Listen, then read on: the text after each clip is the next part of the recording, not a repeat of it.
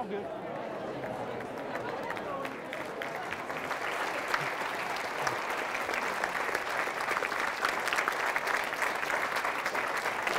Thank you so much, everyone, for that nice applause. I'm so grateful to be here and so grateful to be in Niagara and St. Catharines.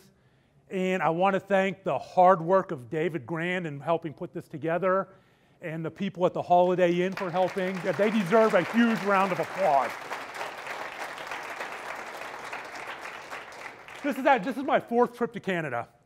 And I've spoken here a couple times, and I was here many, many years ago here in Niagara when I was a teen, going to Niagara Falls, as families often do, take their kids to Niagara Falls.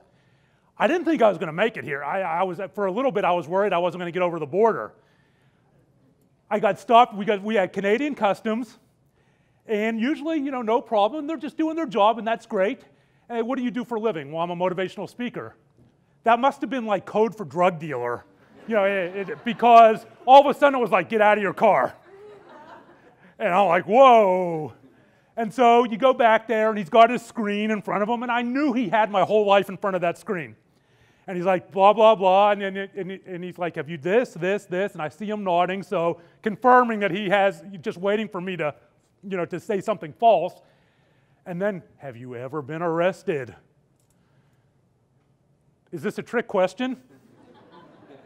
And I'm a recovering alcoholic, and I was arrested for DWI back in 1990.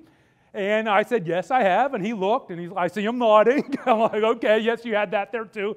And he let me through. Whew! And here I am to talk about mental illness. And it's kind of interesting because the last time I came to the Niagara area was as a 15-year-old boy with my parents. I grew up in Pittsburgh, born and raised, so it's not that far a trip. We came and went on the Maid of the Mist and saw the falls. And in many ways, it was the beginning for me at, say, 15 years old of a very violent journey like the falls, the water over the falls, that would last 27 years. At 15 years old, I was on my way to an eating disorder at 18, bulimia at 19. I was an alcoholic by 22. I was a cocaine addict by 27. I had tried to commit suicide by 44. I've been to a psychiatric facility not once, but twice. 3 failed marriages, 1 more I get a free set of steak knives. But I made it to stand up here and talk about all this. And it was a journey that there were times when I didn't think I was going to make it. How many of you go to either Vegas or some of the local casinos and gamble, bet on sports or whatever? Well, I'll tell you what, and if you were to, back in 2007 or 2000, let's say 2006, if you were to go to go to a local casino and place a bet on whether the Buffalo Sabres or the Toronto Maple Leafs were going to win their championship this year, or whether Brian Cuban would be alive this year, you would have gotten better odds on them. That's how close it was at some points in my life. How did that happen? How does a normal child with 2 brothers, no history of addiction, no history of alcoholism, suddenly develop all this dysfunction and just sort of blindly bull his way through life, cycling through all of it, trying to fix himself? Well, you have to start with me as a teen. I was the middle of 3 children. A lot of people know my brother Mark from Shark Tank and the Mavs. I have a younger brother, Jeff, who lives in Dallas. We all live in Dallas along with my father. My mother lives in Pittsburgh. And as a middle child, I was very middle child syndrome. I was very shy. I was very quiet. I was very fixated on this need for acceptance. My whole life revolved around being accepted by the popular kids, being accepted by girls, being accepted by bullies, because that's who I saw as the popular kids, being accepted by my mother, being accepted by my father. Unfortunately, I had a very difficult relationship with my mother. there was a lot of what we call now fat shaming in my household. And I'll talk about this, but I want everyone to understand I do not blame my mother. Eating disorders are not about fault. We know they are biologically based, and we don't know what environmental factors can trigger them. Same thing with addiction. They are biologically based. So I'll talk about the environment, but it's not about blame. I had this difficult relationship, and my mother had been fat shamed by her mother, and her mother had been fat shamed by her mother. These things are often generational in nature. So I would come home from school for lunch, and do they still have Chef Boyardee ravioli? So I used to love Chef Boyardee ravioli. I'd eat it out of the can. Just I'd come home and eat it out of the can. My mother would come home, she sold real estate, and she'd come home from work and she would say, Brian, if you eat too much of that, you're going to be a fat pig. As her mother had said to her. And if I got bad grades, I would hear from her, Brian, you're a dumb bunny, as her mother had said to her, generational. And people say to me, well, why didn't you go to your father? Why didn't you go to your two brothers? Well, guys don't talk about that stuff. I mean, we don't talk about it now, certainly not back in the 70s, brothers. Even though they know about my issues and obviously support my recovery. But what about your father? Well, when you're a 13-year-old boy, 13-year-old little boy, and you're asleep in your room, and your parents are in that next room at night, that is your unconditional sense of trust and safety that nothing can hurt you, that the monsters are not going to get you that night or the next night. I wanted to be safe. I wanted to be protected. I didn't want to tell my father. He's married to my mother. What's going to happen? He's going to say, get out. That's the mind of a 13-year-old little boy. Get out of the house. So he's going to give me that little pole, with a little bag. I got to put it on. Who's going to take care of me? Who's going to love me? What am I going to do? What do? You don't tell a soul. So as a young teen, I would internalize these words. And what did I do to make myself feel better? I began to eat even more. That was my release. That was became my sense of safety, food. And I started to gain weight. And I started to be a heavy teenager. And I was getting very heavy by the time I was in junior high and high school. And then what happens next? The bullying starts at school. The fat teasing, the taunts that we have nowadays, only now we have the internet, it's taken on a whole new meaning. And it all culminated one day in what I call the night of the gold pants. My brother Mark was way ahead of his time. He had these gold satin shiny disco pants. Has anyone in here seen Saturday Night Fever? It was these John Travolta gold shiny disco pants, and they were cool. And this was the era of Saturday Night Fever, and Mark was always ahead of his time with these things. I think he even taught disco. So he gave them to me. And I love my brother, and he'd give me his gold shiny disco pants. And I would wear them to school, and they looked so silly on me. Mark wasn't a big guy, so these pants were really tight on me. My butt looked like 15 gold shiny cats hanging back there when I'd walk around. And of course, the kids made fun of me. But I didn't care because I loved my brother. They were the pants he gave me, and I was going to wear them. And you develop a very self-deprecating sense of humor as a child to protect yourself from these things.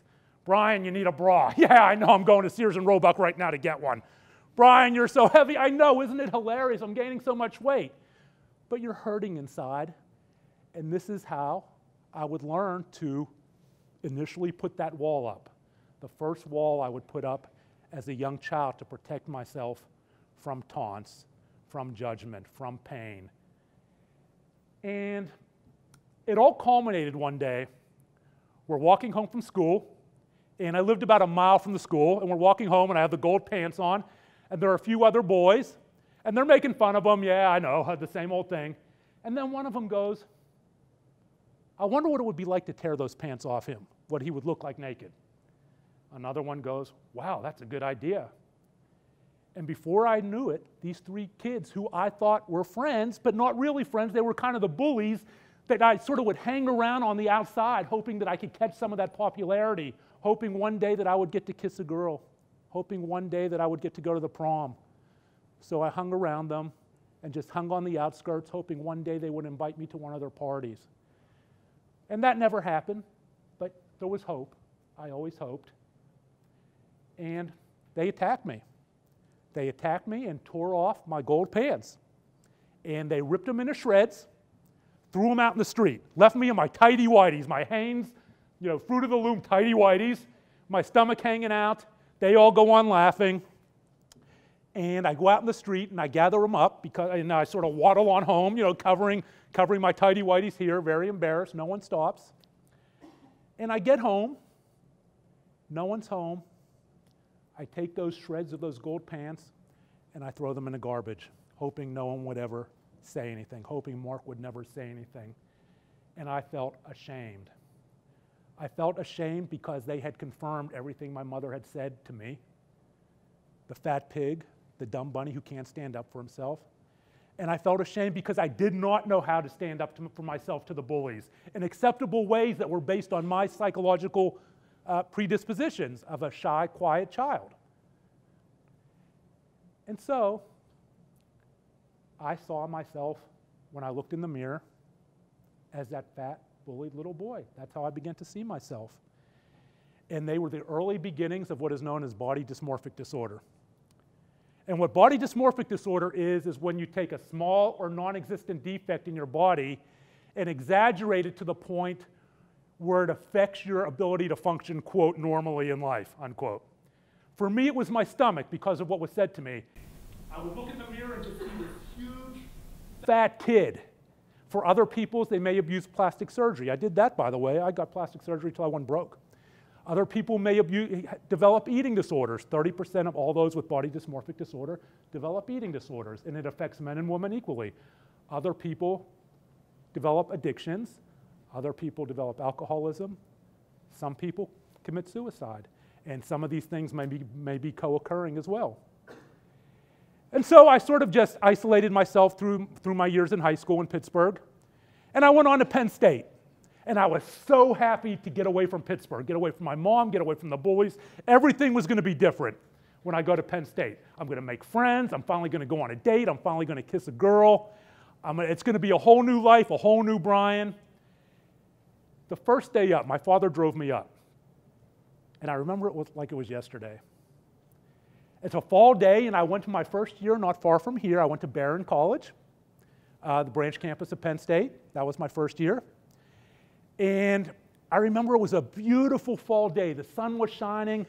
I was in my dorm. My father's helping me unpack, and the parking lot's right outside my dorm. And the windows open, taking in the sun, taking in just the new life that was going to be ahead of me. And I make eye contact with this girl, talking to two friends. Beautiful brown hair, in my mind as I remember it all those years ago, a beautiful young lady. And I smiled, and she looks at me. Oh my goodness, she's looking at me, and I start sweating. A girl is looking at me, and I start projecting out, okay, we're going to go out for dinner, we're going to do this, we're going to go bowling. And then I realized it wasn't a smile, it was a smirk. She turns to her two friends and goes, "Ugly, ugly." I felt like I'd just been pantsed again. And I'm not the first guy this has happened to. Young girls and young guys, they can be cruel. But I had already developed all these other issues, and it was kind of the tripping point, the kind of trigger tripping point for me in my mind. It was right there that I decided that my entire life was out of control, that I was going to get control of it, but how would I do that? How would I do that? How would I get the love of my mother? How would I get the love of that girl? I turned to what made me feel good before, food. But I wasn't going to keep eating because I didn't want to be a fat pig. I started restricting. As an 18-year-old, I transitioned into anorexia, or as we might probably call it more accurately, EDNOS, eating disorder not otherwise specified. And I lost weight, and I got the affirmations. Everyone was saying, wow, you're doing great. And to me, oh, this is acceptance. This is acceptance to me, these affirmations. So I kept restricting, but I kept seeing that fat little boy in the mirror. No matter how thin I got, I saw that fat little boy in the mirror. It wasn't working. I'm getting thinner, but still I'm this fat pig. What am I going to do? By the time I was 19, I transitioned into bulimia. And I would stay bulimic till I was 45. And I remember that being bulimic kind of gave me, for that 3 seconds, as anyone who's experienced this, and there are people in this audience who have, and or know people who have, for that 4 seconds or 5 seconds of that act, I felt accepted. I felt normal. I felt like everything would be okay the next day. But when the act was over, what happens? The shame fills the void. I was ashamed of what I had done, and I didn't even know what I had done. This was in 1980. Who knows who Karen Carpenter is? She was a very well-known American singer who passed away from complications related to anorexia and kind of brought anorexia into the pre-digital national spotlight. This was before she had passed away. Bulimia had only been a clinical word in the dictionary for 4 years. So I didn't know what bulimia was. I didn't know what anorexia was. What I did know was that for those few seconds of that act, it made me feel accepted. I felt like everything would be okay. And what happens when that happens? You want that feeling again and again and again and again. The life of a bulimic. The life of me as a bulimic. But I still saw that fat little kid in the mirror, body dysmorphic disorder. The bulimia, the act of bulimia didn't help. So I started excessively running. I transitioned from traditional bulimia to exercise bulimia. And exercise bulimia is when basically you substitute exercise for food, you convert everything to calories, and you obsessively try to exercise to offset anything you've eaten. And I was running 10 miles in the morning, 10 miles in the evening. By the time I started my sophomore year at Penn State, I was running so much, and then in addition to the traditional bulimia, some days I was so dehydrated I couldn't get out of bed. And now I'm a sophomore at Penn State, and there's really no eating disorder awareness, and certainly not for men. And I can't even say there was a stigma back then to a guy with an eating disorder, because for there to be a stigma, there has to be a conversation. And there was no conversation back in 1980, and certainly not for men. And there may have been quiet conversation between women, but I was unaware of it. And so I suffered my bulimia, my obsessive running, in silence. I wouldn't go out. I wouldn't make friends, because in my mind, all of them were just like that beautiful brown-haired girl in the parking lot of Niagara Hall at Barron College had talked to my mom. They knew. They knew that I was a fat little boy and a dumb bunny. So why should I put myself through the shame of validating that by even making an effort to make friends? And then I turned 21. Back then, the drinking age was 21. Whoa, okay, here's something new. I can get drunk.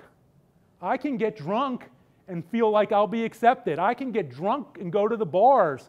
I can get drunk and not go to class. I can get drunk and just sleep my life away, because if I sleep my life away, I don't have to interact with anyone and be shamed by them, in my mind, the crazy thoughts that we project out. And so by the time I was 21, approaching 22, I was a full-blown alcoholic. And it's kind of funny, I remember back then walking into a hamburger joint at the University Park campus of Penn State University.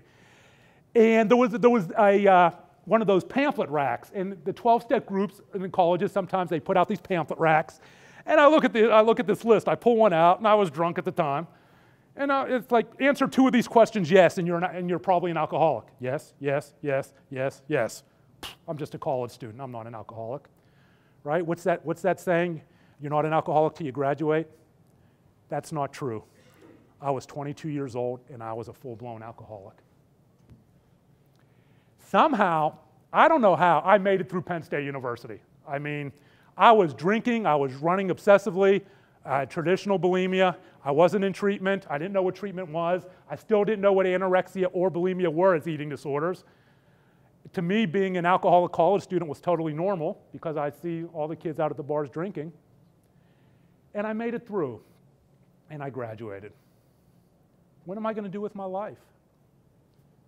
Well, I didn't want to face the world because all the world had talked to my mom. And it may seem like I'm being hard on my mom, but my mom became an instrumental part of my recovery, and we have a very good relationship, and I'll talk to you, and I'll tell you about that. I did not go to law school to be Clarence Darrow. I did not go to law school to make a social impact. I did not go to law school to change the world.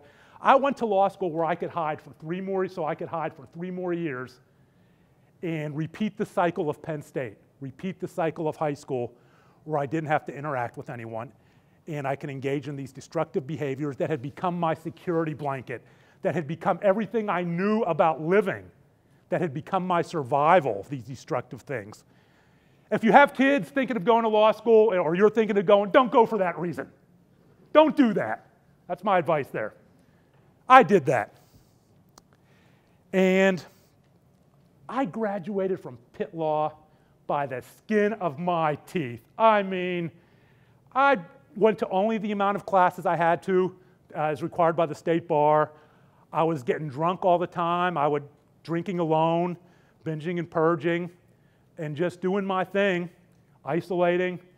I don't know how I made it through. It was so close, I think when I went to accept my diploma, the dean of the law school pulled it back like it was a joke. Said, psych. I still have dreams about that. I still have recurring dreams about that. But I graduated.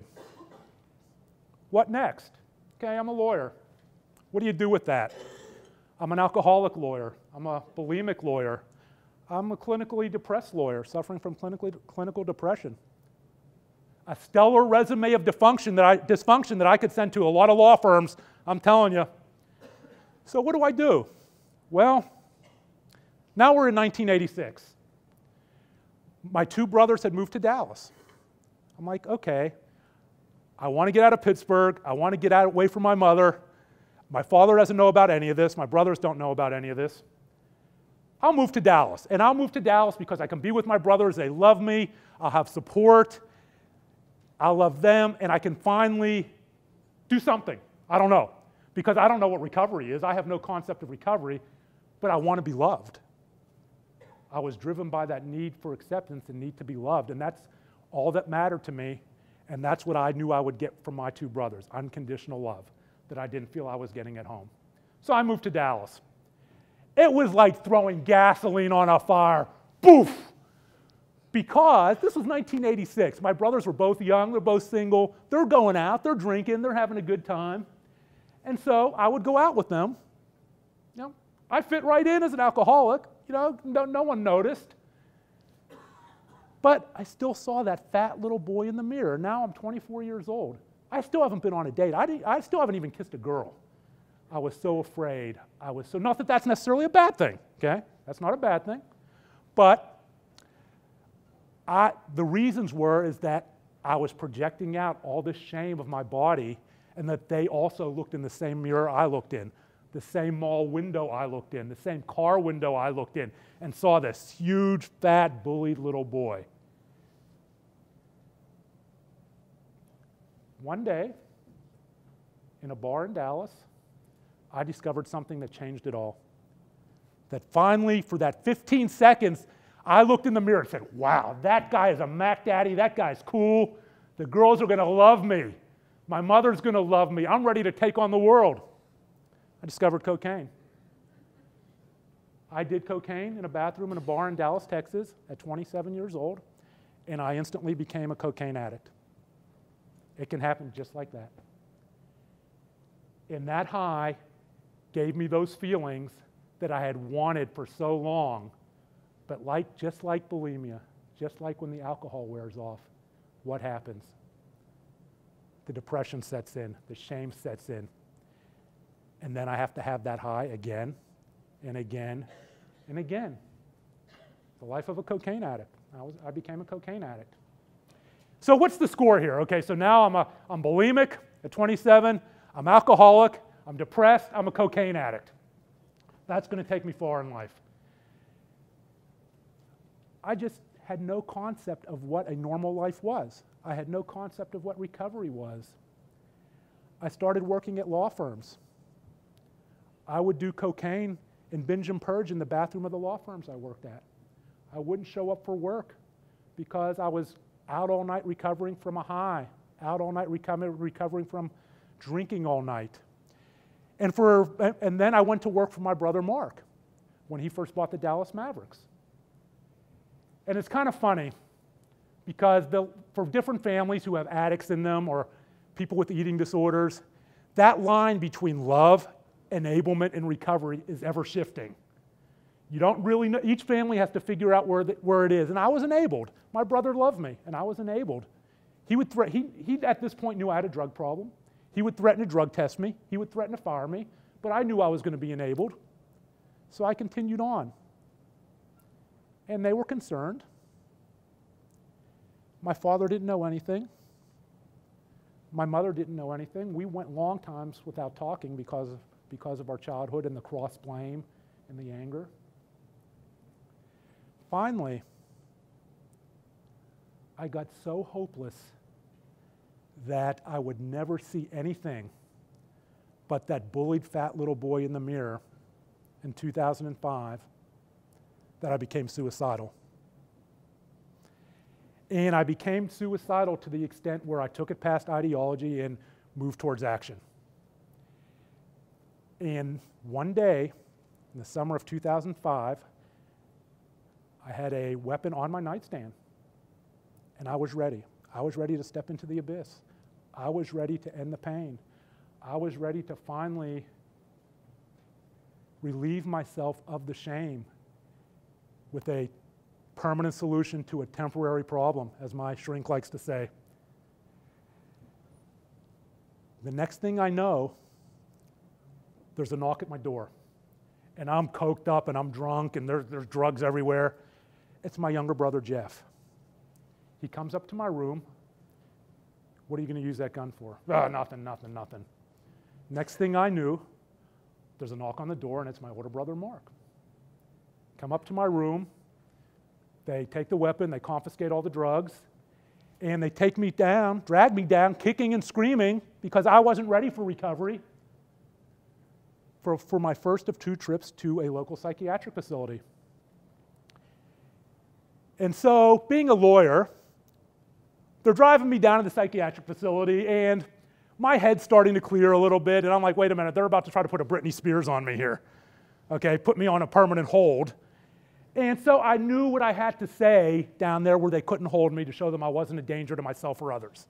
So they had to let me go, much to the chagrin of my brothers.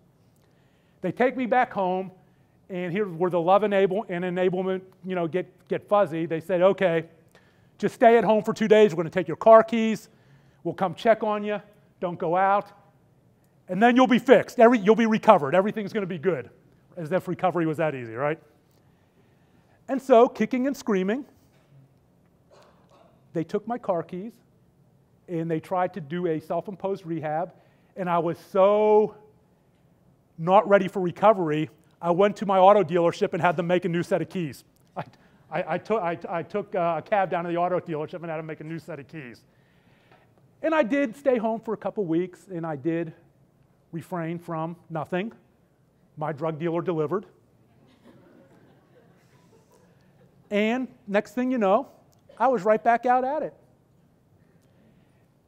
And I went through 3 failed marriages, numerous failed relationships.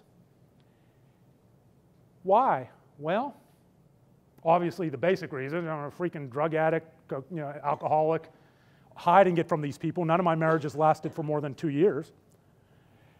And there was another reason though. In any relationship, not just me, I think in any relationship, if you have a wall up around yourself to project yourself from the taunts you think you're going to get, from the judgment you think you're going to get, from the shame you're going to think you're going to get, and project yourself from facing your own shame and how you got where you are, no relationship can survive that. What happens after a while? You don't love me. Because you're not able to show emotion, because you can't, because if you show emotion, you might slip and tell your significant other something that they're going to shame you for, and then the relationship's going to end anyways. So you put up a wall, you start even sabotaging the relationship because she knows I'm a fat pig. She's talked to my mother too. And so the relationship's going to end anyway, so why not, why not goad it to the end, because it's inevitable. That's what I did. That was my life in relationships. That is how I lived. Because I really had never learned what a relationship was, because I grew up not even understanding them, even understanding love, even understanding affection, because I was so afraid and projected out so much about what I saw in myself, the ugliness I saw in myself, the stupidity I saw in myself, that I've learned no one else sees. But again, our crazy thoughts as someone with an eating disorder, as someone with an addict, as an addict. So, I went through these marriages. I met a girl in 2007. I was drunk and coked up when I met her, of course. We started dating. She knew nothing about this. I was an expert in hiding this. And people say, how could they not know? I'll tell you what, anyone who has an eating disorder, has been through it, can tell you, you get a PhD in camouflage. You get a PhD in hiding from your family, from your friends, so they don't know. The same thing with addiction. I was a fairly successful, I want to say, functioning alcoholic to a degree, only in that I was able to keep those worlds apart for a period of time until they finally came together and together and together, and there were my brothers standing there when I was suicidal. So I met the girl. We start dating. We move in together. One day, it was April 8th, 2007. I remember it like it was yesterday. She went away for a weekend to visit her parents, who at that time lived in Houston. I said, I'm just going to hang out, watch TV, do whatever. Next thing I know, it's Sunday evening. She's staring over me in bed. There are drugs everywhere. There's alcohol. There's cocaine. There's a used prophylactic on the floor. I'd clearly been unfaithful to her. I'd had an almost 3-day alcoholic blackout.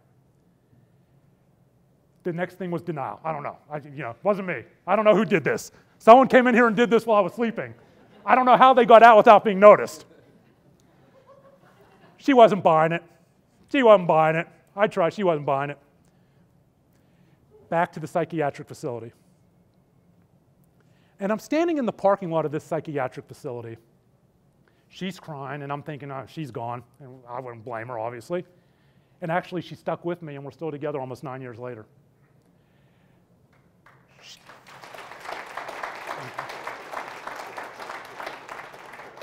And she'll tell you that it was her family and faith that got her through it.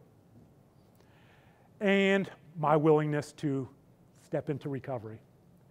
But stepping back a second to that parking lot of that psychiatric facility, I'm standing there, and a couple thoughts occurred to me. One, I didn't think there was going to be a third trip back there. I just thought I'd be below ground. There would not be a third trip. But you know what scared me worse than that? You know what terrified me worse than the thought of even being dead? I was about to lose my family. I was about to lose my brothers. I was about to lose my father. And at this point, I still didn't have a relationship with my mother.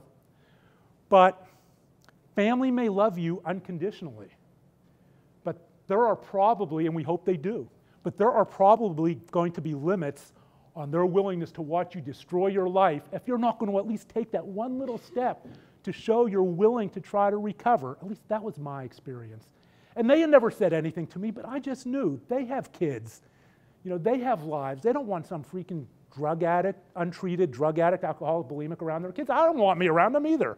I wouldn't want me around them either, but I didn't have the self-awareness for that until that parking lot. I didn't want to lose the love of my family. And I thought in that parking lot, I thought back to my childhood.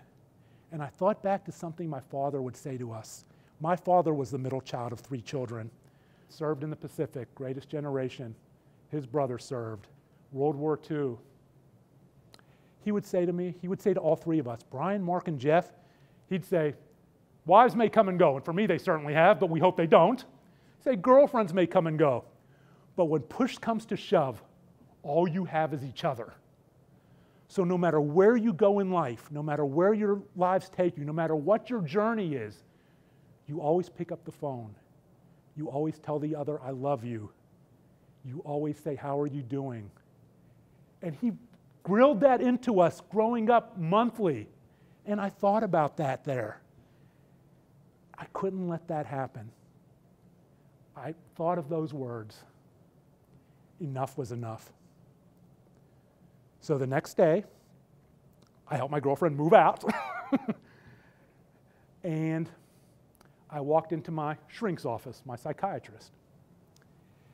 I'd been seeing him for a couple years for clinical depression, but I'd been lying to him because I was so ashamed. I just didn't feel comfortable yet. And I like to joke, there's a saying, well, what, you're paying them all this money. They make these ungodly rates. Why wouldn't you be honest with them? Shame knows no hourly rate, right? Doesn't matter what you're paying. If you don't have a relationship of trust, you're going to lie, and I did. But that day, at his office, I came clean. I started telling him I told him about all the addictions and the drugs and the near suicide. I didn't tell him about the eating disorder too. I'd rather admit I was a drug addict and an alcoholic than admit I have an eating disorder. That is how deep and how intense is the shame of eating disorders for men is. When in reality, current stats tell us that 30% or more of all those who have eating disorders are men. Recent Harvard study tells us that. But we don't talk about it. And I wasn't ready to talk about that with my psychiatrist. I was way too ashamed. He's talked to my mom. He's talked to my mom. He's going to know if I tell him that. I'll just admit my addictions. That's easy because that's a conversation men have. And it's kind of interesting. For women, it tends to be the other way, right? We're comfortable about the body image, but when it comes to alcoholism and addiction, we might be less comfortable with that conversation. But for men, it's the body image, and it's the eating disorders. So he goes, Brian, okay, we got to start treating you, and we talked about rehab, we talked about the options. He said, there's a problem here. We have a lot to get into, and he knew some about the relationship with my mom. We did get into that some, but not much. We can't do anything till you get clean, because you're a freaking drug addict and alcoholic. Can't do anything till you get clean. So we talked about the options, and he goes, there's a 12-step meeting right next door, right now. It is going on right now. Go over there. Yeah, I'm not an alcoholic. What do you mean? I'm not going over there. I'm a lawyer. Lawyers don't go over there. That's sterno bums. That's homeless people. Lawyers and professional people don't go to alcohol. Don't go to 12-step. He said, Brian, you ceased being a lawyer a long time ago. That is no longer your identity. Your identity is of an addict. You are an addict. You may not realize that, but just go to a meeting. See what they say. See if it's for you. So I walked next door to the 12-step, and I was like peeking it down, and it's down this long hall with these this old 40-year-old tile, and it smells like smoke. And I'm peeking in. I do a couple fake walks in, and I go over to the deli next door, and I do a couple fake more walks in and run back out, to see who's in there, to see if anyone's going to see me and who's going to know me. And I finally made it all the way down to the set of the double doors. I went in. I listened. I took my chip. I took my chip crying. And that was April 8th, 2007. And since then, I've never had a drink. I've never done drugs. I've never binged and purged again. And I have been in treatment. And so I've been clean of all those behaviors since that time. And like, wow, you cold turkey all those at the same time. How do you do that? Well, I don't know. I really don't know how I was able to do that. But I can tell you that the easiest part was stopping the behaviors for white knuckle for a long time. The hard part was opening up about how I got there, how I got to that point. So I addressed where I was, then I had to address how I got there. And what was the big obstacle to addressing how I got there? The relationship with my mother. It was very easy for me to finally say, yeah, I have a drug and alcohol problem. Didn't want to say I had an eating disorder problem to anyone and still hadn't. But it was something I just didn't want to do, to peel back all the layers of Brian to that teenage bullied little boy and face that. And face the cries, face the shame, face the agony that little boy felt in feeling like he was unloved. I didn't want to face that. But I finally had to. I called my mother. I reached out to my mother. And I told her, I'm in pain. I have all these problems. And I told her about the drugs and the alcohol. I didn't tell her about the eating disorder. I want to talk. I want to move forward. I want us to have a relationship. And that was the hardest phone call I've ever made in my life. The hardest. And I was very lucky because my mother said, let's do it. My mother was willing to step into my recovery and talk about how she was raised. Talk about the tools she was given by her grandmother who came over from the old country in Russia and who verbally abused her. Talk about how her grandmother was bipolar and had been verbally abused by her mother. I sit and I listened. I listened without judgment. I listened without blame. I understood. I finally understood the life of a young mother back then. I let go of the anger. I let go of the anger because I understood. And once I let go of the anger towards my mother and realized it was not her fault, that what I was going through was not about fault, I was able to take another step forward into recovery. The next step was addressing my father. My father, who knew nothing about any of this, not even the addictions, because my brothers who loved me and loved my father, still alive today, lives right down the street from me, that we didn't want him to know. I walked over to his house, lives right down the street, knocked on the door, said, Dad, I want to come in and talk. I said, come on in, Brian. What's up? Watching football. Sat on the couch. I told him everything, except the eating disorders. Didn't tell him about the eating disorders. I was still too ashamed to talk about the eating disorders. His response to me was, Brian, I love you. Come move in with me. We'll get through this together.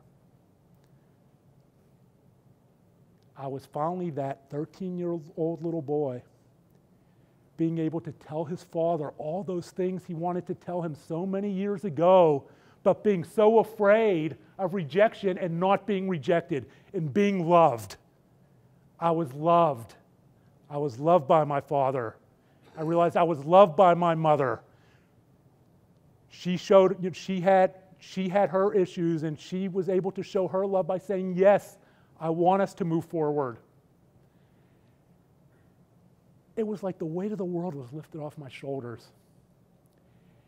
I went back to my psychiatrist,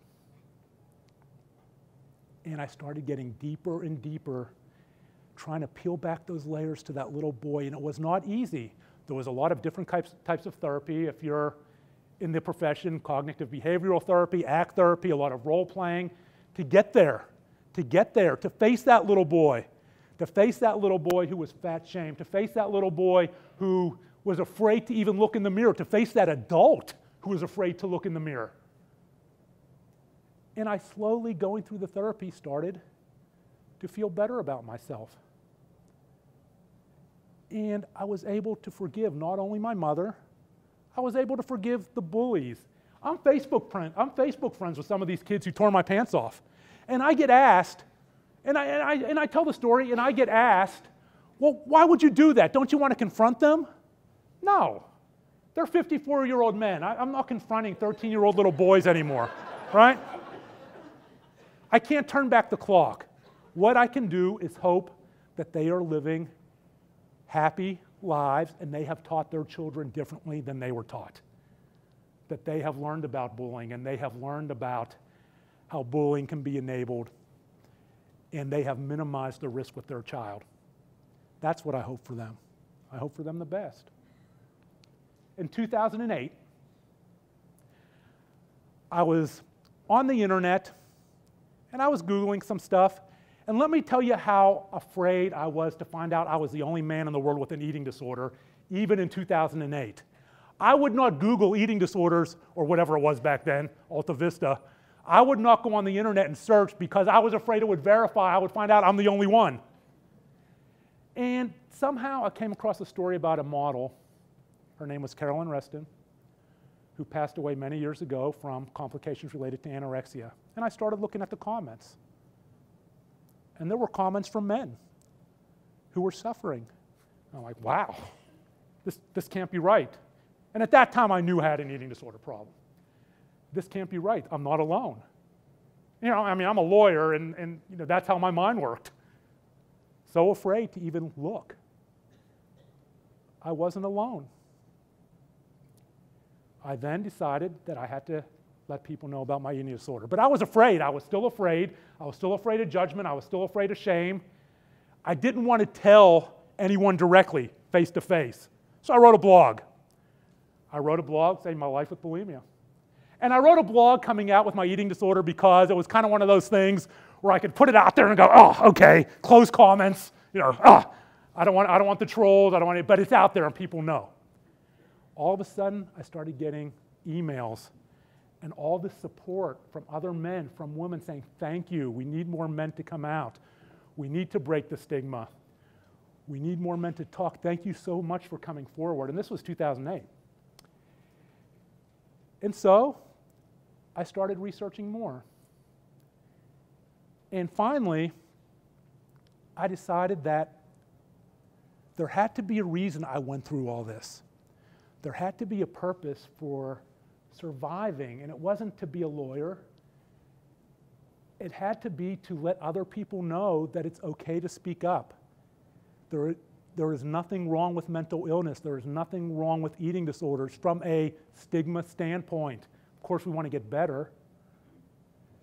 It's okay to talk to people. I decided to write a book. And writing Shattered Image was kind of a cathartic experience for me, like a lot of self-help memoirs are.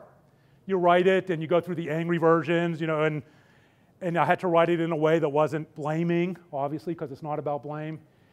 And the more I wrote, the more I realized that, you know what? The power of storytelling is enormous. They say talking is healing. The power of storytelling for me was enormous in telling these stories from my life and figuring out what the messages were in these stories. And Shattered Image was a huge healing process for me. And that's why I wrote it. I wrote it for me, for selfish reasons, as well for other people, to know that they are not alone. And people ask me today, are you cured? Well, I'm behavior-free. I'm able to love. I'm able to let people love me. I'm able to trust. And I'm moving forward in a positive way, spreading my experience, strength, and hope from what I've gone through. Everyone can have their own definition of cured. To me, that's cured. And I'm happy with that. But every day, I'm still self-aware. I go to therapy every day. No stigma to that. I see my shrink once a week like clockwork. I take medication to control clinical depression, and it also controls part of the obsessive-compulsive feelings that come with body dysmorphic disorder. I feel no shame of that. I think everyone should be in therapy at some point in their life. I think it's a good thing. And I do that to stay present in my recovery, to never get lazy in my recovery, to know that there are triggers out there. There are all kinds of things that people face that could be dangerous to me. I don't know what they are yet, but they're out there. And so I want to stay present in my recovery. Yes, I go to 12-step. Yes, I see a psychiatrist.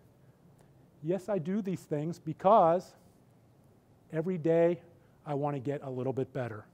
And to me, that's just a positive way of living life. And what lessons have I learned for everyone from all this? What lessons can I impart to you that I've learned from my recovery? I don't consider it my function to say, here's how you can recover. Here's what I did, here's how you can recover. Because, well, the mechanics of eating disorders, the mechanics of addiction, the mechanics of alcoholism are basically the same. We all have a different road. We all got there a different way. My way may not be your way. I even tried to join the Marines to fix myself. I joined the Marines, I lasted 2 weeks. Their job isn't to fix people, their job is to create soldiers. I learned that the hard way. So remember this, that every person in this room right now is touched in some way, I know, by addiction, by alcoholism, by eating disorders, or by depression. If it's not you, it might be the person sitting next to you, it's one of your friends, and you may not even know about it. Everyone here is touched by someone who's suffering, who's in pain. And how can we spread the word that it's okay to speak up? What can each of us do?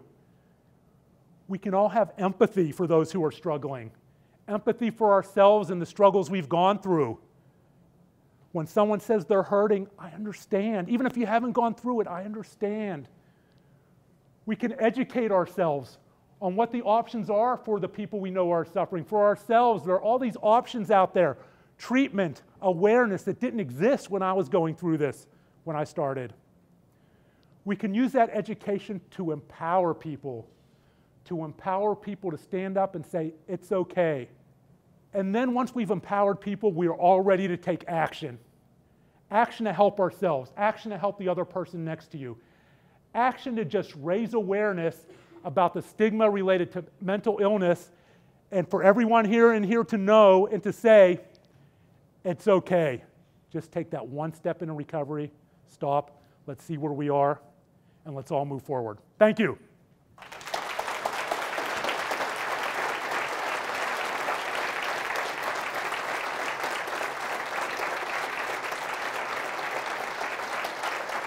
Thank you.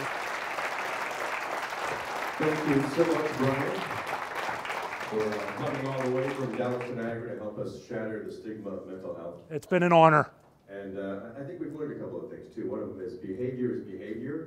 You are you, and you can separate them. That's right. And they're not the same, so thank you so much. Thank you. Now, am I going to get to take questions? Oh, Yeah. Do we have time? As I always do, I'm an open book. Yeah, I do, Brian. Ask me anything. I have no secrets. And so I do open up the floor to questions. Does anyone have a question? Yes. Is there anything that you avoid just to make, that you're worried about temptation-wise? Yes. Yes. Obviously, I had structured my life to not, at first, to not be in situations where, where with other people who are doing drugs and alcohol. And from an eating disorder standpoint, I still have to work on that. Exercise bulimia was a very difficult thing for me, and I still have to be always present about my relationship with exercise and food. Because if there is anywhere that I am susceptible to a trigger, it is that. Because my mind can still tend to convert things to calories. And I have to be present about that, and I work on that in therapy. And I want people to remember, I don't want people to think, wow, I'm going through something. He says he still has thoughts, so there's no hope. Recovery isn't about the erasure of thoughts. Recovery is, at least to me, about living a productive, normal life and being able to do the things that I talked about. It doesn't necessarily mean your mind is erased of memories and of the things, the thoughts that can invade it. That's just normal. When in fact, people who are bulimic tend to be either at weight or overweight. And then we have binge eating disorder as well, where people tend to be at weight or overweight. It's not necessarily a cut and dry issue in terms of obesity. But it goes into another issue of the role that society plays in these issues. The role it plays in body image, the role it plays in eating disorders, in these self-image dysfunctions. Every one of us, I feel safe in saying, looks in the mirror one day or another and says, man, I can't deal with that. I'm not going to this party. That sucks, right? I mean, all of us. That is not a psychological dysfunction. That is what is known as normative discontent that everyone goes through. But I think what has happened over the years with the explosion of images, everyone wants to look like young men want to look like the Spartan in 300. Women want to look like this. We have this, the crazy thigh gap stuff. But it's not crazy to these young girls who embrace it, right? All of this has, what I feel has done is lowered the set point of normative discontent in society, where people who would not otherwise have been triggered at some point are now triggered. into eating disorders or self-image issues. So it's gone from here to here, and the people who wouldn't have been triggered to here are now triggered over. That's what I think has happened with television and with the digital images, the airbrushed images. It has caused an uptick because we have lowered the set point of normative discontent. Yes?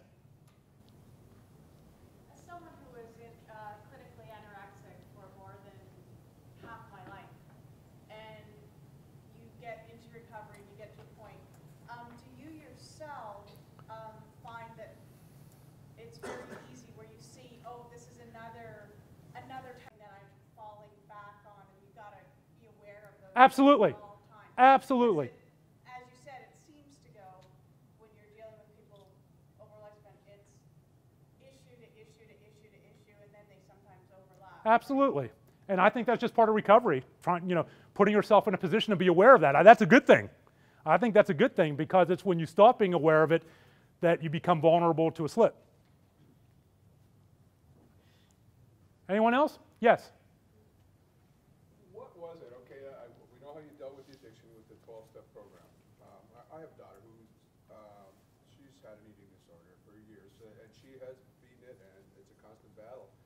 What was it that worked for you that turned the switch for the eating disorder? Because, like you said, that was the last thing that That's a great question. opened up about. You know, what was it that? That's a great question because you got to remember my ideology of the eating disorder was clinically different than a lot of people. Mine stemmed from body dysmorphic disorder. So through therapy and through a lot of testing, testing thoughts, it was a brutal process for me to even take off my shirt in the swimming pool. Brutal. But I would force myself to do that to test that, these people really aren't looking at me. These people haven't talked to my mother.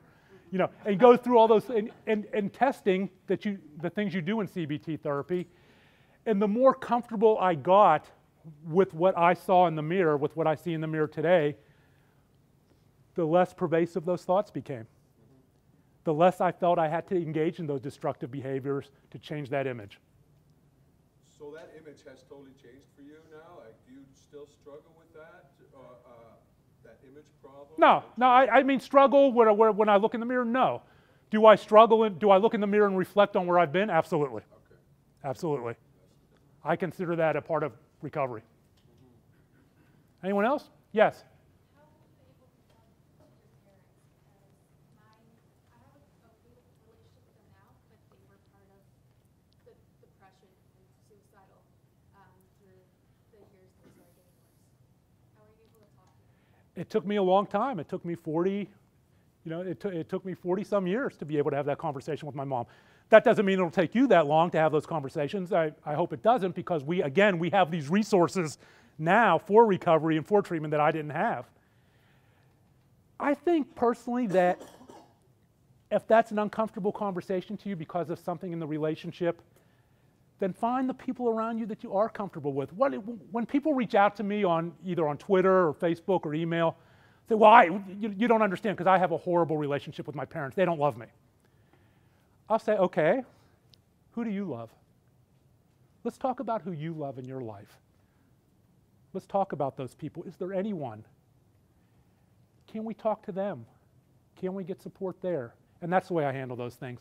The people around you can be supportive even if you're not ready to take that parental step. Does that answer your question? Thank you. Anyone else? Yes? Brian, am I right to understand that medication has helped also? Yes. I take Lexapro daily, and it helps me with clinical depression, and it is also one of those antidepressants that help with obsessive compulsive disorder, which is part of body dysmorphic disorder.